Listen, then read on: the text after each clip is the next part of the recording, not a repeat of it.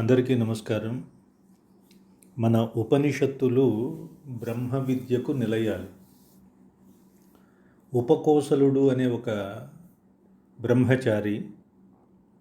బ్రహ్మచారి అనే మాట బ్రహ్మజ్ఞానాన్ని సంపాదించడం కోసం అభ్యాసం చేసేవాడు, ఉపాసన చేసేవాడు మాత్రమే బ్రహ్మచారి. ఆ పదం ఈరోజు వేరే అర్థంలో వాడుతున్నాం.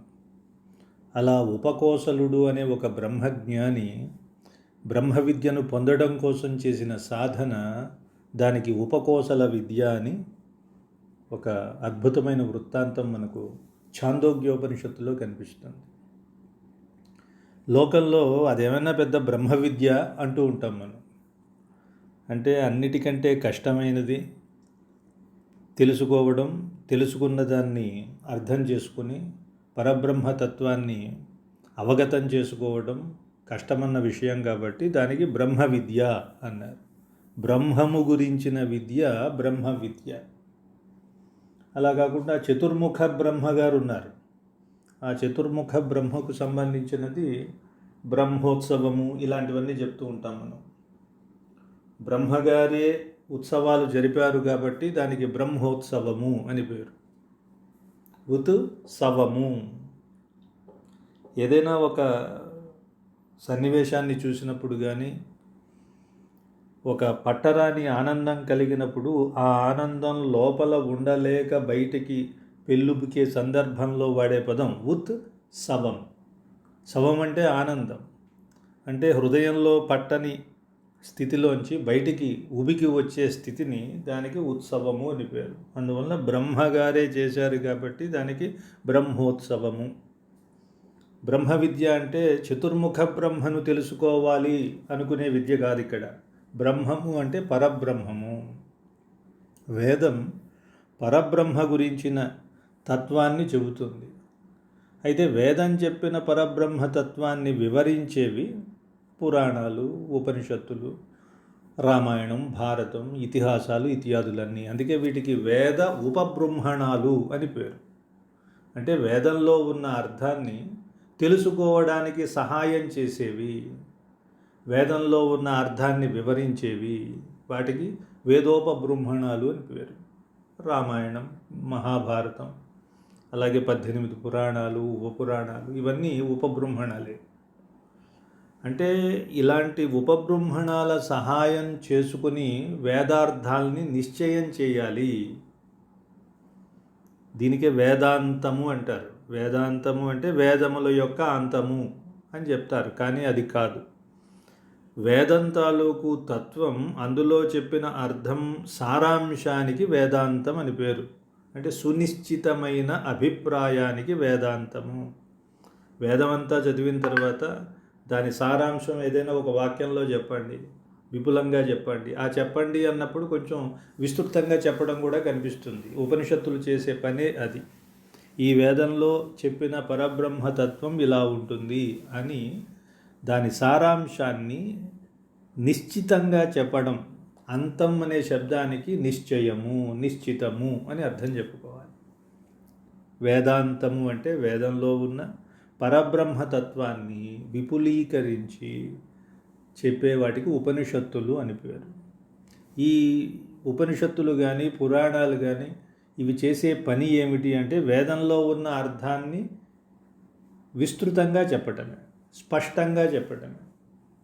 అంటే ఉపబృంహణాలను సహాయంగా చేసుకొని వేదార్థాలను నిశ్చయించాలి. అలా నిశ్చయం చేయకపోతే వేదార్థం అందరికీ అర్థం కాదు, సరిగ్గా నిరూపించబడదు. అందుకే ఇతిహాస పురాణాభ్యాం వేదం సం ఉపబృంహయేత్. ఇది తెలుసుకొని ఇతిహాస పురాణాల ఆధారంగానే మనం ఇవన్నీ చేయాలి. అంటే ఇతిహాస పురాణాల సహాయంతో వేదాన్ని వివరించాలి, కానీ ఆ విధంగా వేదాలను ఇతిహాస పురాణాలతో వివరించకుండా కేవలం అల్పమైన శృతి జ్ఞానంతో, అంటే వేద జ్ఞానంతో, అంటే వేదాన్ని చూసి కేవలం ఇందులో ఉన్నదే అసలైన తత్వం అని అనుకుంటే అటువంటి వాడిని చూసి వేదం భయపడుతుందట. ఎందుకంటే నా మనోభావాన్ని వీడు సరిగ్గా వ్యక్తీకరించడం లేదు అని అటువంటి వాడిని చూసి భయపడుతుంది. అందువల్ల వేదం ఎంత ప్రధానమైనదో ముఖ్యమైనదో ఆ వేదాన్ని ఉపబృంహణ రూపంగా అందించే మిగిలినటువంటి గ్రంథాలు కూడా అంతే గొప్పవి అని చెప్పడం. సరే, వీటన్నిటినీ పక్కన పెడితే ఇలాంటి వేద ఉపబృంహణమైన ఛాందోగ్యంలో ఉపకోసల విద్య అనే ఒక ప్రస్తావన కనిపిస్తుంది. ఇందులో ఒక పిల్లవాడు, విద్యార్థి, బ్రహ్మచారి, ఉపకోసలుడు అతడి పేరు. కమలసుతుడు అని వేదం ఉపనిషత్తు చెప్తోంది. కమలసుతుడైన ఈ ఉపకోసలుడు తమ ప్రాంతంలో ఉన్న ఒక బ్రహ్మవేత్తగా బాగా ప్రసిద్ధుడైన సత్యకాముడు అనే గురువు గారి దగ్గర శుశ్రూష చేస్తూ, శుశ్రూష అన్న పదానికి కూడా అర్థం అదే, అంటే గురువుగారు చెప్పిన మాటల్ని వినడం, శ్రవణం చేయాలనే ఇచ్ఛ కలిగి ఉండటం శుశ్రూష చేస్తూ 12 సంవత్సరాలు బ్రహ్మచర్యం పాటిస్తూ గురువుగారి దగ్గర విద్య నేర్చుకుంటున్నాడు. విద్యల్లో కూడా రకరకాల విద్యలు ఉంటాయి. ఉదర పోషణార్థం నేర్చుకునే విద్యలు కొన్ని, అంటే లౌకికమైన జీవనానికి ఉపయోగపడే విద్యలు. అవి పూర్తయిపోయిన తర్వాత వెళ్ళిపోతారు, వాళ్ళ ఉపాధి చూసుకుంటారు, వెళ్ళేవాళ్ళు కొంతమంది ఉంటారు. ఇప్పుడు ఈ పిల్లవాడితో పాటు వచ్చి గురుకులంలో చేరిన వారంతా విద్యలు పూర్తి చేసేసుకున్నారు. ఆ తర్వాత సమావర్తనం ఉంటుంది, కాన్వకేషన్ అంటారు. అది కూడా పూర్తి చేసుకుని గురువుగారి దగ్గర అనుజ్ఞ తీసుకుని ఇళ్లకు చేరుకుంటున్నారు. పాపం ఉపకోసలుడు మాత్రం అలాగే ఆశ్రమంలో ఉండిపోయాడు. ఎందుకని ఇతనికి కావలసిన బ్రహ్మ విద్య అదేదో గురువుగారు ఇంకా ఉపదేశం చేయలేదు. అంటే ఆ వచ్చిన వాళ్ళంతా ఏదో స్వాధ్యాయం కోసము, మరో శాస్త్రం కోసము, ఒక శాస్త్రం నేర్చుకోవాలని వస్తారు, జ్యోతిషం నేర్చుకుంటారు, తర్వాత వెళ్ళిపోయి చక్కగా జ్యోతిషం చెప్పుకుంటూ బతుకుతారు. లేదా కల్పము, ఇంకొకటి నేర్చుకుంటారు, నేర్చుకుని వెళ్ళిపోతారు. కానీ ఈ పిల్లవాడు వచ్చింది అలా కాదు, బ్రహ్మ విద్య కోసం వచ్చాడు. వాళ్ళందరూ వాళ్ళ విద్యలు నేర్చుకున్న తర్వాత వెళ్ళిపోతుంటే ఉపకోసలుడు మాత్రం అలాగే ఉన్నవాడు. మరి బ్రహ్మ విద్య కదా ఇతని లక్ష్యం. బ్రహ్మ విద్య ఒక శిష్యుడికి గురువుగారు బోధించాలంటే ఎన్నో పరీక్షలు పెడతారు. అతడిలో ఆసక్తి ఉందా, ఒకవేళ ఆసక్తి ఉన్నా అది అర్థం చేసుకునే ఆ శక్తి ఉందా, ఇలా ఆసక్తి, అభిసంధి, అనువర్తనం ఇలాంటివన్నీ, అతని ప్రవర్తన ఎలా ఉంది, ఎంతవరకు నిలబడగలడు, ఆ పరిపక్వత ఉందా, ఇవన్నీ చేసి చూసి అప్పుడు నిగ్గుదేలిన తర్వాతే అసలైన ఉపదేశం చేస్తారు. సత్యకాముడు కూడా తాను బ్రహ్మచారిగా ఉన్నప్పుడు తన గురువుగారు తనకు బ్రహ్మ విద్యను ఉపదేశించడానికి ఎన్ని పరీక్షలు పెట్టింది అవన్నీ ఆయనకు కూడా గుర్తున్నాయి.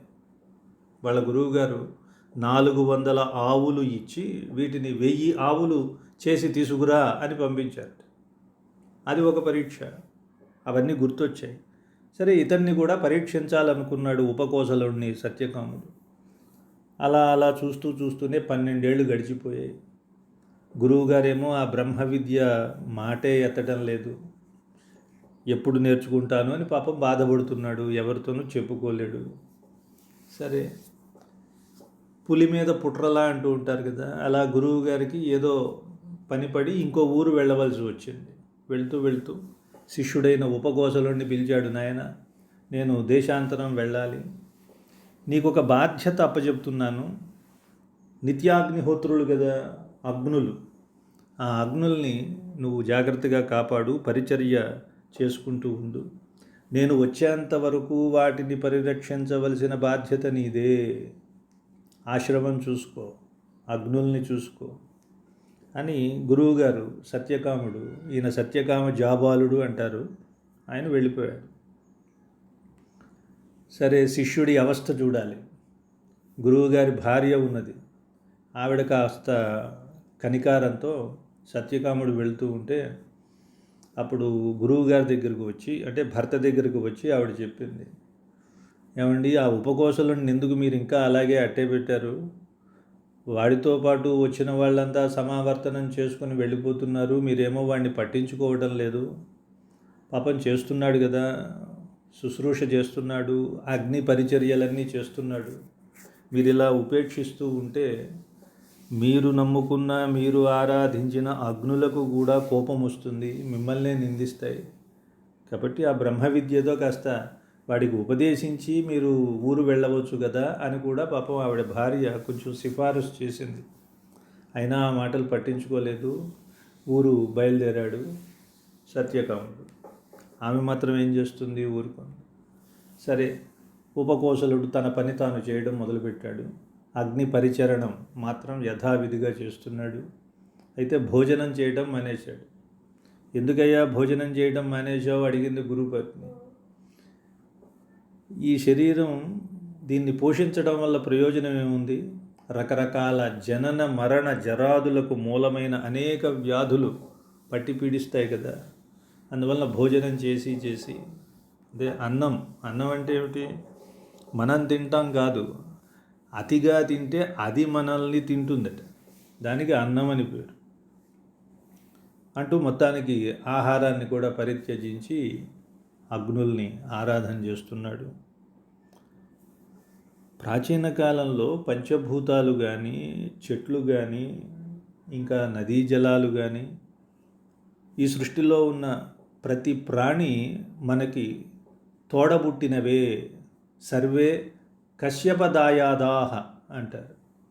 అంటే కశ్యప ప్రజాపతికి ఉన్న భార్యలు, రకరకాల భార్యలు ఉన్నారు.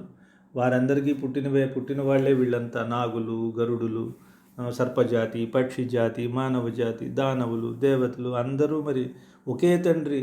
తల్లులు వేరైనప్పుడు చెట్లు, మిడతలు, కీటకాలు ఇవన్నీ కూడా తండ్రి ఒకటే అయినప్పుడు అందరూ సోదరులే అవుతారు కదా, దాయాదులే అవుతారు. అందువల్ల ఒక చెట్టు ఉందనుకోండి, ఆ చెట్టుకి మనకి సంబంధం ఏమిటి? సంబంధం లేదండి అంటాం. కానీ చెట్టు కూడా మనకి ఏ తాతో ముత్తాతో ఎవరో అవుతారు. మనం మొత్తం వెనక్కి తెలుసుకుంటూ వెళ్తే ఏ బీరకాయ పీచో ఉంటుంది. ప్రాచేతసులు అని భాగవతంలో, ఆ ప్రాచేతసులకు వార్ష్ణేయి అనే ఒక అమ్మాయినిచ్చి పెళ్లి చేస్తారు. అంటే ఒక వృక్ష రూపంలో ఉన్న వృక్షానికి ఇచ్చి వివాహం చేయడం ఇదంతా ఉంది. అంటే వృక్షాలు, మానవులు, అలాగే జంతువులు అని ఇప్పుడు మనం రకరకాలుగా అనుకుంటున్నాం. కానీ వీళ్ళందరూ దాయాదుల కిందే. ఈ భావన చూడండి. సమస్తమైన విశ్వంలో ఉన్న ప్రతి ప్రాణి మనకి సోదరప్రాయము, తుల్యం, సోదరులతో సమానమైనదే. అంటే అది ఎంత విశ్వజనీనమైన భావన. సరే, మొత్తానికి అగ్నులు కూడా పాపం దయదలిచి ఈ పిల్లవాడికి మనం ఏమైనా బ్రహ్మ విద్య చెబితే బాగుంటుంది కదా అనుకుని ప్రాణో బ్రహ్మ ఖం బ్రహ్మ అంటూ ముచ్చటగా 3 మాటలు చెప్పి ఏవో కొన్ని మంత్రాలు బ్రహ్మ విద్యకి సంబంధించినవన్నీ చెప్పారు. సరే, దానికి ఇతనికి అర్థమైనంత అర్థమైంది. ఇదంతా బ్రహ్మజ్ఞానానికి సంబంధించిన విషయం అలా ఉంచితే అసలు ఈ ఖమ్ అంటే ఏమిటి అంటూ ఆలోచించాడు. ఖమ్ అంటే సుఖం అనే అర్థం ఉంది. ఖమ్ అంటే ఆకాశం అని అర్థం ఉంది. కాబట్టి దేనికి విశేషణం చేయాలి ఇత్యాది చర్చలన్నీ, ఆలోచనలన్నీ, తర్కాలన్నీ లోపల చేసుకున్నాడు. సరే, మొత్తానికి అగ్నులన్నీ కలిసి ఆ మాటలన్నింటికీ విడివిడిగా అర్థాలు చెప్పి బ్రహ్మ విద్య నేర్చుకోవడానికి అంగభూతమైన అగ్ని విద్యను విపులంగా ఉపకోసలుడికి బోధించాయి. అందులో గార్హపత్యాగ్ని, అగ్నులు కూడా 3 అగ్నులని చెప్తారు కదా. గార్హపత్యాగ్ని, ఆహవనీయాగ్ని, దక్షిణాగ్ని, ఇలా అగ్నులు కూడా ఆయా అగ్ని విద్యలన్నింటినీ చెప్పాయి. అంటే ఈ అగ్ని విద్య ద్వారా బ్రహ్మ విద్యని పొందవచ్చు అని. తనకున్న సందేహాలన్నీ అడిగి తెలుసుకున్నాడు. ఆ అగ్నులు బాగా ఆనందించి, ఉపకోసల, నువ్వు బాగా మమ్మల్ని సేవించావు కాబట్టి, మీ ఆచార్యులు నీకు బ్రహ్మ విద్యను ఉపదేశించకుండా దేశాంతరం వెళ్ళారని దిగులుతో ఉన్నావు కాబట్టి, నీ ప్రాణాలు నిలబెట్టాలి కదా. మరి ఆహారం స్వీకరించడం మానేశాడు కాబట్టి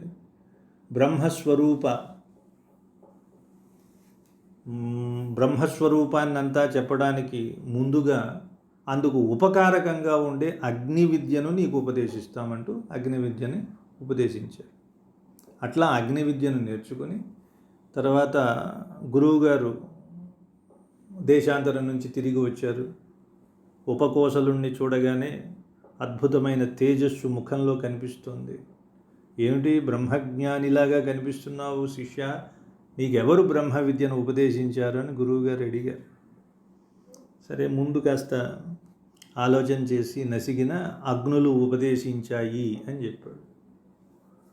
అంటే ఏదైనా ఆపత్కాలంలో ఉన్నప్పుడు తాను ఆరాధన చేసే, ఉపాసన చేసే అగ్నులే రక్షిస్తాయి. ప్రవరాఖ్యుణ్ణి కూడా ఆపదలో ఉన్నప్పుడు తాను ఎవరినైతే రోజు ఆరాధన చేస్తాడో ఆ అగ్నిదేవుడే రక్షించాడని మీకు పురాణ కథ. ఏం చెప్పాయి ఆ అగ్నులు అడిగాడు ఉపకోశలుడు. బ్రహ్మ విద్యకి అంగభూతమైన అగ్ని విద్యను ఉపదేశించాయి గురువుగారు అన్నాడు. సరే, ఇది వచ్చింది కాబట్టి తాను ఉండగా అగ్నులు ఉపదేశం చెయ్యవు కాబట్టి గురువుగారు తను దేశాంతరం వెళ్ళి ఆ అగ్నుల ద్వారా అగ్ని విద్యను ఉపకోశలుడికి బోధించేలాగా చేశాడు. కాబట్టి ఆ తరువాత అసలైన బ్రహ్మ విద్య గురించి నేను నీకు ఉపదేశం చేస్తాను అంటూ సత్యకాముడు అనే గురువుగారు చెప్పినటువంటి ఆ విద్య బ్రహ్మ విద్య. అంటే ఎలా తెలుసుకోవాలి? కంటిలో యోగులు మాత్రమే చూడగలిగిన పురుషుడు ఒక ఆయన ఉన్నాడు. కంటిలో కూడా ఒక ప్రాణం ఉంటుంది, దాన్నే ఆత్మ. ఆ పరమాత్మే నియంత, అమృతుడు, నిరతిశయమైన ఆనందం. ఇదే పరమాత్మ తత్వం అంటే. దుఃఖం అనే స్పర్శ ఏమాత్రం లేనివాడు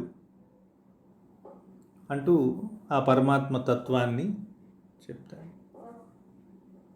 సరే, అగ్నులు చేసినటువంటి పరిచర్య కారణంగా వారి అనుగ్రహాన్ని పొంది, అంటే కర్మ ద్వారా జ్ఞానము.